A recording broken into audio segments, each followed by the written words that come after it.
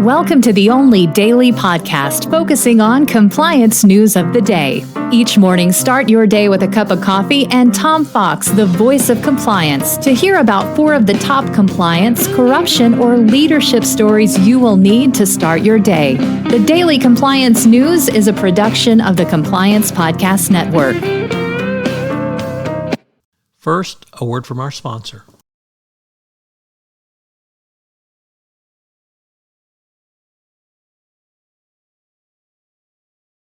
The Daily Compliance News for August 7, 2023, the Face the Music edition. And we begin with that story as a ex-manager from Allianz must face the music and face a criminal fraud charge related to the $7 billion, that's billion with a B, loss of investor money by his business unit. In a order made public Friday, U.S. District Judge Laura Taylor Swain in Manhattan Federal Court denied Gregorio Tarnott's bid to dismiss the criminal fraud case against him.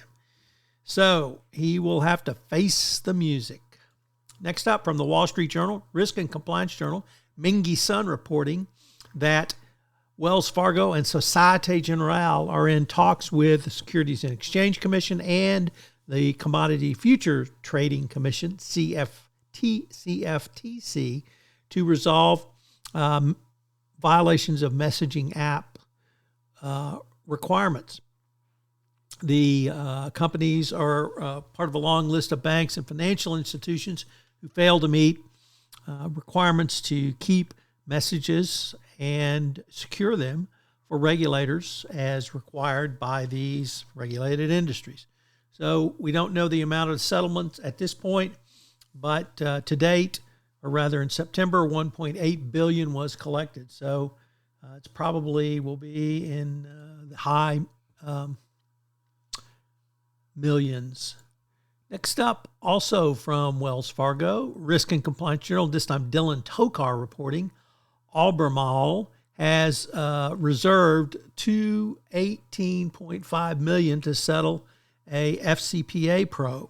Now, this has not been announced, so we don't have the final settlement documents, but it says it has reached an agreement in principle with the Department of Justice and Securities and Exchange Commission to pay $218.5 million to resolve investigation into potential improper payments by third-party sales representatives. The Charlotte, North Carolina-based companies is one of the world's biggest producers of chemicals used in ion lithium batteries. Under the proposed settlement, Albemarle would enter into an NPA, non-prosecution agreement, with U.S. prosecutors and administrative settlement with the SEC, and will not be required to have a monitor.